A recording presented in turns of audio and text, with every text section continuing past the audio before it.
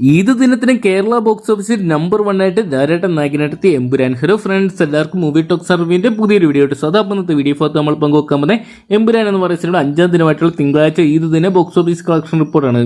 Video ആദ്യമായിട്ട് കാണുന്ന സുഹൃത്തുക്കളാണെങ്കിൽ ഏറ്റവും പുതിയ സിനിമാ വിശേഷങ്ങൾക്കായിട്ട് ഇപ്പോൾ തന്നെ ചാനൽ സബ്സ്ക്രൈബ് ചെയ്ത് നോക്കുക. റിലീസിനെത്തിയ 5ാം ദിനമായിട്ടുള്ള ഈദ് ദിനത്തിലും റെക്കോർഡ് കളക്ഷൻ തന്നെയാണ് എമ്പുരാൻ എന്ന് പറയുന്ന ധാരാളം സിനിമ സ്വന്തമാക്കിക്കൊണ്ടിരിക്കുന്നത്. ചിത്രം 200 കോടി 5 ദിവസം കൊണ്ട് കടന്നതായിട്ട് ചിത്രത്തിലെ അണിയറ പ്രവർത്തകർ തന്നെ അറിയിച്ചിട്ടുണ്ട്. ലാലേട്ടനൊപ്പം തന്നെ പൃഥ്വിരാജും കൂടെ ചിത്രത്തിൽ മമ്മൻ റോളിൽ എത്തിയിട്ടുണ്ടായിരുന്നു. ഇവരോടൊപ്പം തന്നെ മഞ്ജു വാര്യറും ടൊവിനോ തോമസും കേന്ദ്ര കഥാപാത്രത്തെത്തിയ ചിത്രം ഡയറക്ട് ചെയ്ത് പൃഥ്വിരാജ് തന്നെയാണ്. മലയാള സിനിമ ഇതുവരെ കണ്ടിട്ടില്ലാത്ത ഗംഭീര മേക്കിംഗ് തന്നെയാണ് ചിത്രത്തിൽ ഒരുക്കിയിട്ടുണ്ടായത്. അതുകൊണ്ട് തന്നെ ഈ ഒരു സിനിമ കാണാൻ വേണ്ടി മലയാള സിനിമ പ്രേമികൾ അല്ലെങ്കിൽ സിനിമാ ലോകം ഒന്നടങ്കം തിയേറ്ററിലോട്ട് ഓടിയെത്തുന്ന ഒരു കാഴ്ചയാണ് കാണാൻ സാധിക്കുന്നത്.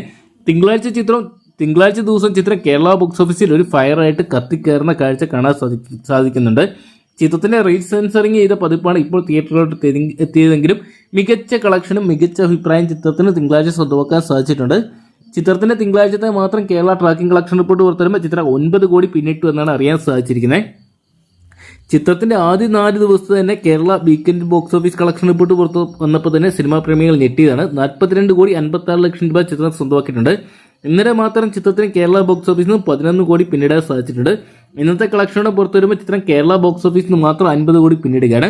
ഒരുപക്ഷെ കേരള ബോക്സ് ഓഫീസിൽ നിന്ന് മാത്രം ആദ്യമായിട്ട് 100 കോടി നേടുന്ന ചിത്രമായിട്ട് എമ്പുരാൻ മാറുമെന്നാണ് പുറത്തു വരുന്ന റിപ്പോർട്ടുകൾ. എന്തൊക്കെയാണ് ലാലേട്ടൻ തന്നെ തന്റെ പേരിലുള്ള റെക്കോർഡുകൾ തന്നെ തിരുത്തിക്കുറിച്ച് മുന്നേറുന്ന കാഴ്ചയാണ് നമുക്കിപ്പോൾ കാണാൻ സാധിക്കുന്നത്.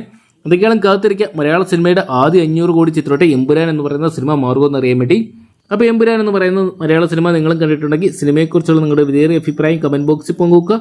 വീഡിയോ ഇഷ്ടപ്പെട്ടെങ്കിൽ ലൈക്ക് ചെയ്യാനും ഷെയർ ചെയ്യാനും ചാനൽ സബ്സ്ക്രൈബ് ചെയ്യാനും മറക്കണ്ട.